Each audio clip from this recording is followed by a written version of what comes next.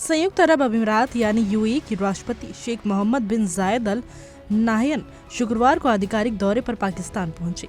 ये इस साल उनका पाकिस्तान का दूसरा दौरा है, लेकिन राष्ट्रपति बनने के बाद ये उनका पहला औपचारिक दौरा माना जा रहा है। इससे पहले जनवरी महीने में वो निजी यात्रा पर पाकिस्तान आए थे। इस बार उनके दौरे को पाकिस्तान ने खास अहमियत दी है, जिसका अंदाजा इसी बात से लगाया जा सकता है कि राजधानी इस्लामाबाद में सार्वजनिक अवकाश घोषित किया गया है। यूएई के राष्ट्रपति के पाकिस्तान पहुँचने पर इस्लामाबाद एयरपोर्ट पर प्रधानमंत्री शहबाज शरीफ और पाकिस्तान के सेना प्रमुख जनरल असीम मुनीर ने उनका गर्मजोशी से स्वागत किया।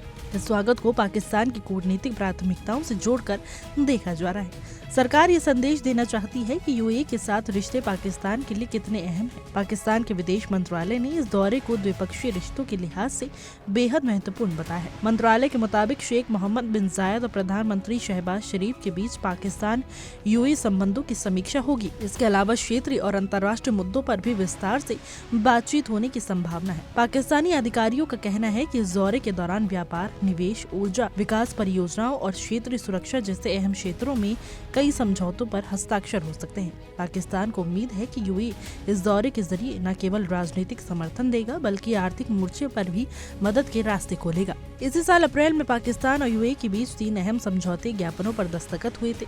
इनमें सांस्कृतिक, काउंसलर मामलों और ट्रेड काउंसिल की स्थापना से जुड़े समझौते शामिल हैं। माना जा रहा है कि शेख मोहम्मद का ये दौरा इन समझौतों को जमीन पर उतरने और उन्हें ठोस निवेश में बदलने की दिशा में अहम साबित हो सकता है। यूएई और पाकिस्तान के रिश्तों की सबसे मजबूत कड़ी वहां रहने वाले पाकिस्तानी प्रवासी समुदाय है। अनुमान के मुताबिक यूएई में करीब 17 से 19 लाख पाकिस्तानी नागरिक रहते हैं और काम करते हैं। भारतीय प्रवासियों के बाद ये दूसरा सबसे बड़ा प्रवासी समुदाय है। ये लोग निर्माण, व्यापार, सेवाएं, बैंकिंग और मजदूरी जैसे क्षेत्रों में काम कर रहे हैं। यूएई ने पाकिस्तान आने वाले रेमिटेंस उनकी अर्थव्यवस्था के लिए बेहद अहम माने जाते हैं। ये विदेशी मुद्रा का एक बड़ा स्रोत है और पाकिस्तान की कमजोर अर्थव्यवस्था को सहारा देता है।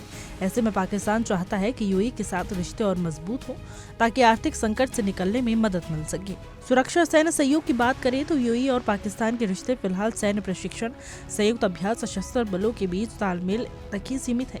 दोनों देशों ने समय समय पर संयुक्त सैन्य अभ्यास किया है, जिनमें आतंकवादी रोधी ड्रिल भी शामिल है। इसी साल पाकिस्तान ने यूएई के नौसेना प्रमुख को एक शीर्ष सैन्य सम्मान से भी नवाजा था।